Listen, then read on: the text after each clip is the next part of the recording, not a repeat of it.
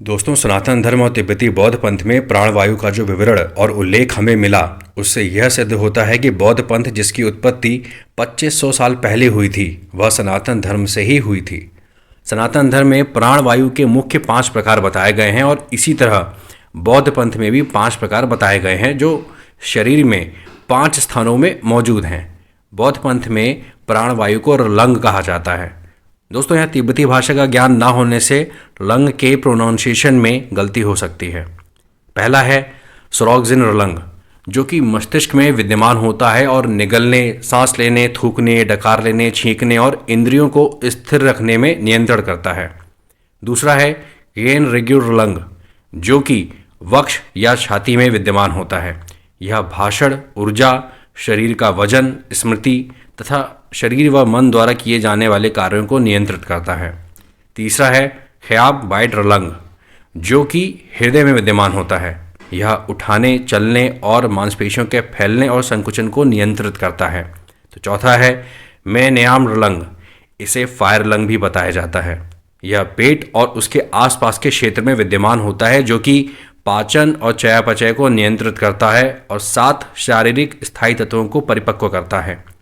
पांचवा है थूर सेल रलंग, जो मलाशय या जठरांत पथ के स्थान में विद्यमान है, जो कि मल, मूत्र, वीर्य, मासिक धर्म, गर्भाशय संकुचन और भ्रूण को बाहर निकालने में भी कार्य करता है। वज्रयान प्रथाओं में इसे आनंद लंग भी कहा जाता है। अब सनातन धर्म में वर्णित वायु के 5 मुख्य प्रकारों को बौद्ध पंथ में बताए गए प्राणवायु यानी रलंग के वर्णन से आप खुद को रिलेट करते चलिएगा। पहली है प्राणवायु। इसका स्थान है हृदय और फेफड़े में और इसका कार्य है सांस लेना, ऊर्जा प्रदान करना और जीवन शक्ति देना। दूसरी है अपान वायु। इसका स्थान पेट से पैरों तक में है और इसका कार्य सांस छोड़ना, मल, मूत्र, वीर्य पदार्थों को बाहर निकालना और इसकी प्रक्रिया संबंधी कार्यों को नियंत्रित करना है। तीसरी है समान वायु। इसका स्थान नाभि के क्षेत्र में है और इसका कार्य भोजन को शरीर से लेकर सूक्ष्म स्तर तक पहुंचाना, पाचन तंत्र को सक्रिय और नियंत्रित करना, प्राण और अपान वायु के बीच संतुलन बनाना। ध्यान दें कि भोजन का असर सूक्ष्म स्तर तक जाता है, यानी कि हमारे मन, प्रवृत्ति, संस्कारों और हमारी इंटेलिजेंस तक। चौथी है उदान वायु। इसका स्थान हृदय और सिर के बीच में होता है और इसका कार्य है पूरे स्थूल शरीर से लेकर सूक्ष्म और कारण शरीर तक में ऊर्जा के उठने और बढ़ने के लिए जिम्मेदार होना। मृत्यु के बाद आत्मा को सूक्ष्म और कारण तल पर ले जाना, खुशी और उत्साह देना है। तो अगली बार जब भी आप खुशी या उत्साह महसूस करें तो समझ जाइएगा कि वहाँ पर उदान वायु का काम चल रहा है। पांचवी है व्यान वायु।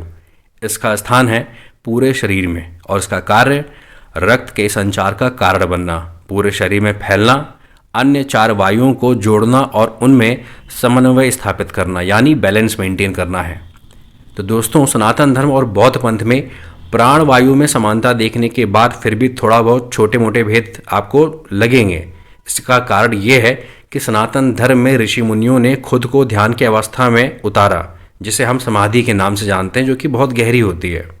समाधि की आखिरी अवस्था तक गए जहाँ ध्यान भी खत्म हो जाता, लेकिन बौद्ध पंथ में इस अवस्था तक कोई नहीं गया और अगर गए भी होंगे तो इस स्तर तक आध्यात्मिक ज्ञान और विद्या तक नहीं पहुँचे। इसलिए ध्यान की गहरी अवस्थाओं में अंतर होने के कारण उन्हें समझने में भी भेद है। आप खुद देख समझ सकते हैं कि सनातन धर्म में कितने ही प्रकार के ध्यान करने की विधि बताई गई हैं। विज्ञान भैरव तंत्र पढ़कर देख लें। हालांकि तिब्बती बौद्ध पंथ में भी कई विधियां हैं, लेकिन फिर भी सनातन धर्म जितनी गहराई और व्यापकता नहीं दिखती है।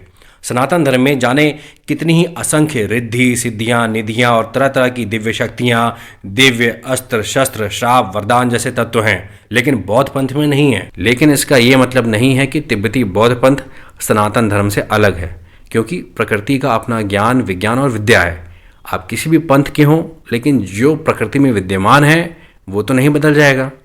इसलिए सनातन धर्म को ब्रह्मांड की भाषा कहना गलत नहीं होगा। कमेंट करके जरूर बताएं कि वीडियो आपको कैसी लगी और इसी तरह जुड़े रहिए अपने वैदिक सिस्टम से। Must follow, subscribe and do like, comment and share. Her her Mahadev.